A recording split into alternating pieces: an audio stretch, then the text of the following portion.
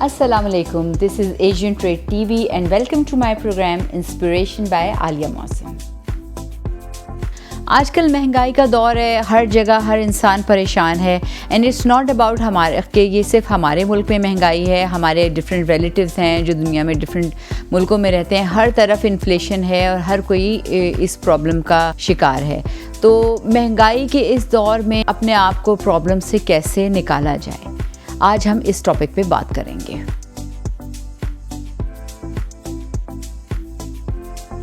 दुनिया में आने का मतलब यही है कि हम अच्छे और बुरे टाइम्स का फेस करेंगे। हम बीइंग मुस्लिम्स, और ख़ाली मुस्लिम्स की बात नहीं है, आप किसी भी मज़हब में जाएंगे तो आपको यही समझ आएगी कि लाइफ जो है वो टेस्ट है हमारा। ये जो दुनिया है ये हमारा टेस्टिंग सेंटर है और यहाँ पे हमें कामयाब होकर निकलना है।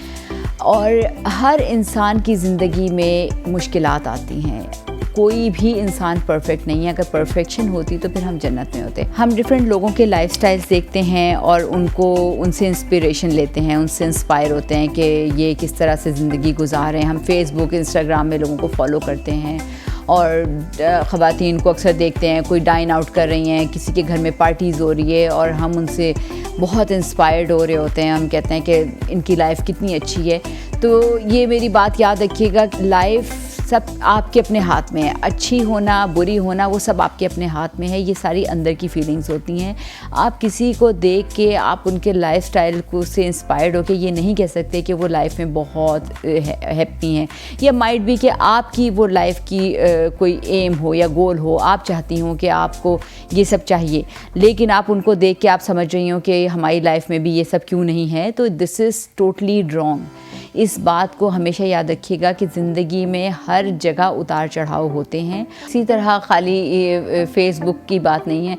ख़वातीन अक्सर ब्रांडेड कपड़े की दुकानों में जाती हैं, मतलब उनको होता है कि हम भी लें, उसकी वजह से अपने घर के बजट ख़राब होते हैं, अपने घर में डिमांड्स होती हैं उनकी।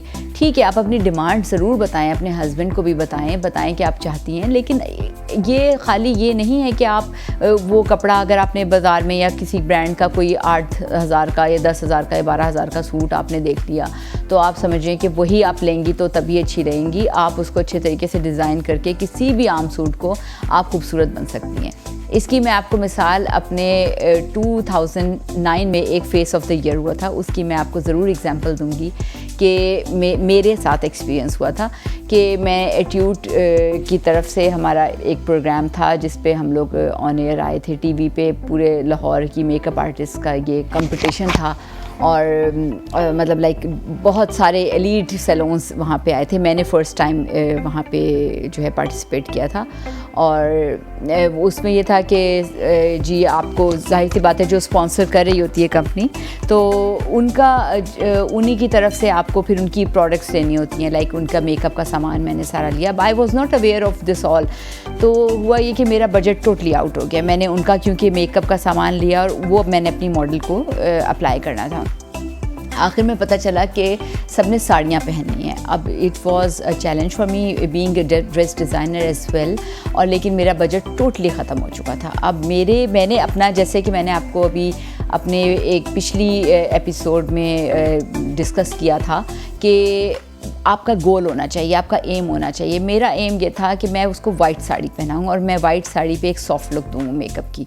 तो दिस वाज माय एम, और उस एम को एग्जीक्यूट करने के लिए मैं चाहती थी एक बहुत प्यारी सी वाइट साड़ी हो। अब मुझे समझ नहीं आ रही थी कि साड़ीज़ आर वेरी एक्सपेंसिव। तो मैंने क्या किया कि मैं एक लोकल मार्केट में गई और वहाँ से मैंने एक सबसे सस्ता सा जो सूट होता है वो मैंने लिया, 2 पीस सूट लिया और जो है ना दुपट्टा कमीज़ को मैंने जुड़वाया साड़ी की तरह, और उसका पल्लू जो था मैंने एक स्टार्स का, गंगा जमनी कहलाता है वो, like golden and silver stars के स्कार्फ्स आए हुए थे, तो वो मैंने 2 स्कार्फ्स लिए, उन दोनों को जोड़ा, साड़ी को जोड़ बटोर करके बनवाया और मैंने अपनी मॉडल को पहनाया। और मॉडल को मैंने कोई थोपा थापी नहीं की उसको, मतलब आपको पता होना चाहिए कि आपने, असल बात होती है प्रेजेंटेशन की कि आप किस तरह से प्रेजेंट करते हैं। तो इट, एज आई सेड कि it's not about how much you spend on your attire, it it's all about the management. तो मैंने मेरी मॉडल को मैंने सेट पहनाना था अच्छा सा, मैं चाहती थी। मेरी बहन ने मुझे पिंडी से जो है वो उसको डेवू के ज़रिए उसने मुझे वो सेंड किया, पूरा सेट था, बट बिकॉज़ उसका जो है पल्लू बहुत प्यारा था तो मैंने उसको सिर्फ इयररिंग्स पहनाए बड़े बड़े, मेकअप उसका किया जो मैं चाहती थी, आराम से उसका मेकअप किया, हेयर स्टाइल जो मैं चाहती थी वो बनाया।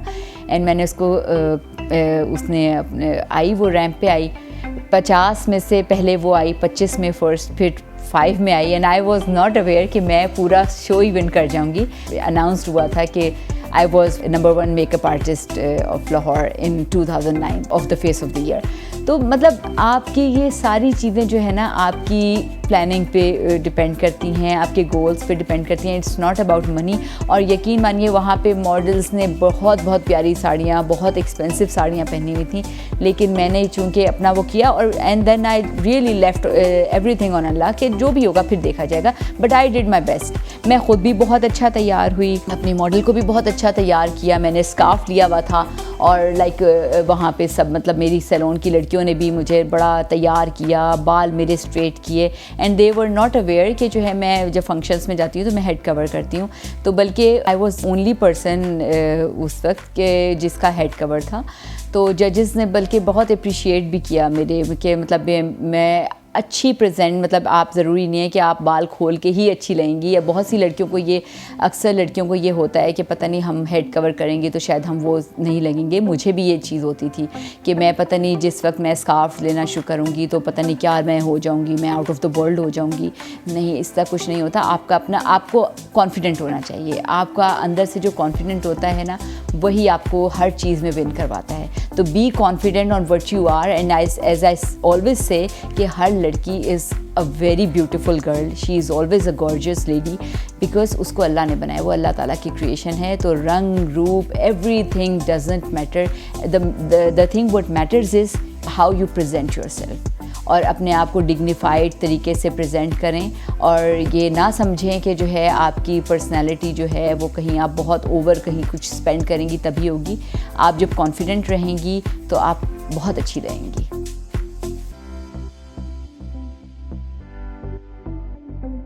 रिलेशनशिप में आज हम एक बेसिक रिलेशन को डिस्कस करेंगे। It's not about husband and wife, not about your friends, it's about everyone who ever comes in your relationship. इसमें हम आज बात करेंगे आपकी अपनी ज़ात की, कि आपको दूसरों के साथ किस तरह से रहना है।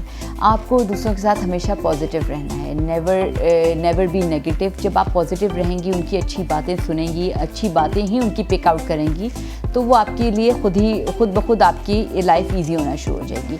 रिलेशनशिप में एक बात याद रखिएगा, वो चाहे आपकी फ्रेंड्स हों, चाहे वो आपके इन-लॉज़ हों, चाहे वो आपके सिबलिंग्स हों, चाहे वो आपके ऑफिस के इन्वायरमेंट में हों, कोई भी रिलेशंस हों, तो आपने उन पे हमेशा अपनी आंखें खुली रखें। बिल्कुल ब्लाइंड ट्रस्ट ना करें किसी पे भी, और बी पॉजिटिव। अगर कोई आपको कोई बात कहती हैं आपके कोलीग्स में से या कुछ भी, तो आप अपने ऊपर ट्रस्ट रखें कि ये मेरे बारे में या मेरी ज़ात के बारे में ये अगर बात कह रही हैं तो इसमें क्या वाकई में ये है कि नहीं है। और अगर कोई बहुत ज़्यादा नेगेटिव हो, तो जैसे कि मैंने अपने एक एपिसोड में कहा था कि stay away from negative people, और अपने ऊपर कॉन्फिडेंट रह के कि उनकी बातों को सुन के आप नेगेटिव नहीं होना है। आपको पता होना चाहिए कि आप किस तरह की हैं और आप क्या सही करें, क्या गलत करें हैं। अपने आप को मवाजना ज़रूर करें, अपने रात को लेटें ज़रूर सोचें कि हाँ भी आज मैंने किसी के बारे में क्या कोई गलत किया है तो अच्छा उसमें ये पॉजिटिविटी है। और मतलब अगर आपको कोई गलत बात कह रहे हैं तो वो आप, क्योंकि जब आप बार बार नेगेटिव सुनेंगी ना, तो होता ये है कि जब आप किसी, फॉर एग्जांपल आप आपके कुलीग हैं और दूसरी कुलीग के बारे में नेगेटिव बात कर रहे हैं, तो होता ये है कि जब आप नेगेटिव सुनती हैं तो आप भी उनको नेगेटिविटी के साथ ही असेस कर रही थी कि हाँ वाकई उसका ये मतलब भी नहीं होगा, तो आप कहेंगे कि हाँ इसने ये बात इसी तरह है, ये बात इसने मुझे जो की है, इसने मुझे बात लगाई है या कुछ भी, जबकि वो ऐसे नहीं होगी। तो वही वाली बात कि अपने ऊपर ट्रस्ट रखिए, दूसरों की बातों में ज़्यादा आने की ज़रूरत नहीं है, और जो आपके लिए बेहतर होता है आप वो करें।